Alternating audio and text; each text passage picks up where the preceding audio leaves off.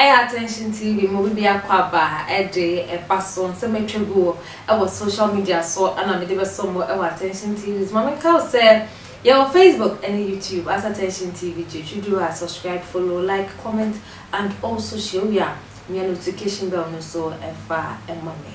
Yen na yen say 2nd of August program teaching chebi pa ebekoso ebe Ghana memo ha say ya efa evangelism apart na sorry dan ya obi no foforo e dia she Christo enyam na yen ehun say o the invitation cards or the come asofo fo binom e Ghana memo ha say no ebe to social media so na we ana allegedly say me ka yesa ene say e kam ya ko yesa asofo fo binom e wo hono ma evangelism apart wa sheda ankonya asofo mu titi enti no otoche sika bi e dia ma won say won bra na won be show no asofo atare ananka ye hwe ne imra kwanhwa na ye hwe bible mu a anka entwa ye papa abrante bi atena social media so e de ono so na adwen ana bo na adwen e bo bible mu so e de abrega na for say nyama me part e ye entwa ye kra ye nko ne nkuti no embassy as nyankopon enwuma yefo.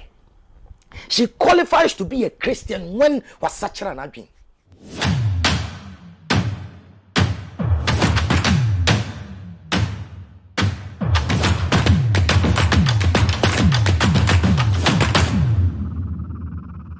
Yantiwe. So why mama parts? That's my thing. I'm mama parts and mama ya mama do not going to feed me in my mind. And so I don't like the mama parts. Tia semni.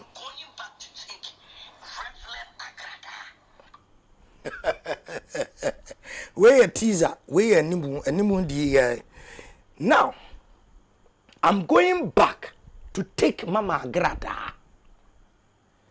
Mama part, a dear buy. Evangelist Mama part, DNC. So I'm going back to take Mama Agradaa. Comfort Agradaa no. Me de betum so. Me ko family na da no. Me yiri that day sambe wa me. No foforo ba ye na ade a wo ye no mani nyo. Yesu Kristo na me fa no mani nye ho. Eti I'm going back to eniema na me ye na ya koma dwuma no. Na eye bu adwuma no. I am going back. Me ko fama koma ta de no ahye. Na me de abeye nyam ye adwuma enti no. Now in a nutshell, in other sense, me pa enyantoma no a nanka nkrofo bi pama hyeme no enyanwoma na nkrofo bi pama hyeme no a me nya ready no me wuraguo because me fetimu emfatame tenio emfatame enti now me wuru nyanwoma na aguo na makofa mpataku atade na hye bio because no ehon me ntimi nyopreti emwame. This is Comfort Agradaa saying this. Ghana hana nyansa wona hana wa mwadwena mafia na da bia ye kan sem bia wan we won tani ma bia se. Now me play a full video no watie and some ma me no kan ye no tienie. Okay.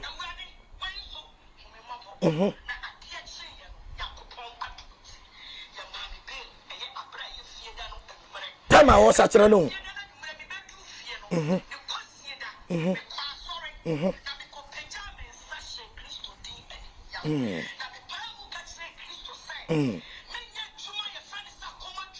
Okay.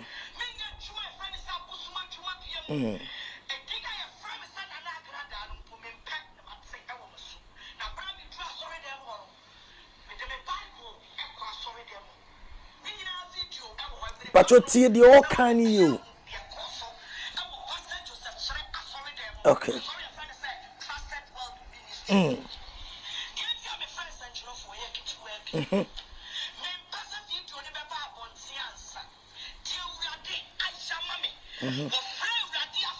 Freno. Ojie.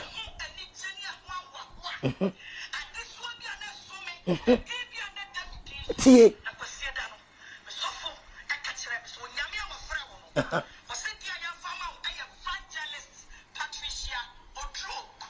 God. Wasesa ni din Nana Agradaa. Good. Time ama wasakira no kachire Ghana for say Nyankopon asesa de din wa mane nsa so say edin a your friend say konfo Agradaa no Nyankopon asesa no ama ne din foforo a your friend say evangelist Mama Pat and no and what they be adwuma. Now Agradaa has turned back to tell Ghanaians say she is taking the name Agradaa in capital letters. Why? Because time a open to me no patroti. Time a open to me no. A call ni grandmaster no hono. Ye sa emeritus so one when you hono. O call ni nchen no tie asema meka ni. O call ni nchen no. Ye ba ni to me na your friend said tender. The spirit of tender. And the spirit of tender ni na emudu. And ye wa sofo bi nso hono mo a. Omudin eye tender dada. You was so for be Ghana Hanamwa, Omidin yet tender dada. It's not tender na your brofiti ne mudu. And not translate a bayen Agradaa. Agradaa. It's not no more sembe than Agradaa. Sebrao Kasao ho. Agradaa Kasao ho.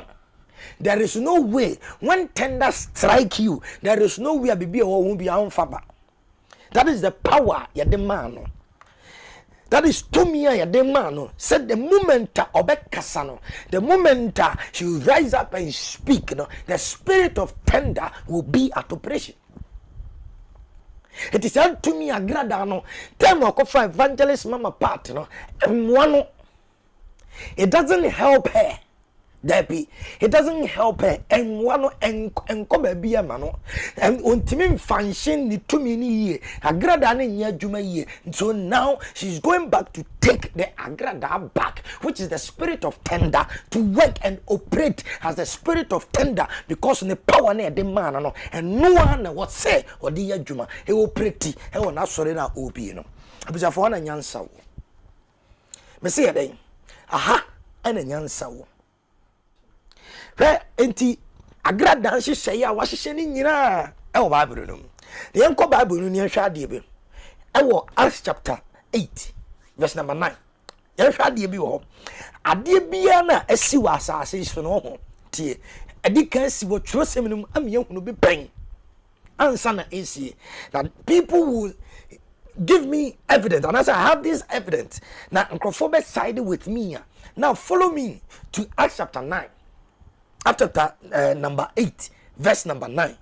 Aswafo nyuma no etie ye nkron ni nyimu etie ye enwotwe ni nyimu a ye nkron no yentie wase no berima bi odi Simon wo kro no mu a aka ne na oyi nkonya wode bayisem na ye na dwuma na oye no so obi oye kese e ma aseri ama no e ma omo ho dwiri wom ono na won nyina efrinketo so kosi mpanyin so ene akase so etie no kase oyi ni Nyankopon ahoden kase no wotie no efrise na odi nkonwaye no ama won ho adwiri won wache na woje ti asema mekanie Philippa oka Nyankopon ahenia ni Kristo Yesu Kristo din no asempa no edi no edie ne de merima ne ma ema wobo nesu tie enti Philippo eka Nyankopon wasem ema merima ne ma nyina tie no ema wobo wasu na Simon no nso ara nso gidi na wobo no nso asu entitie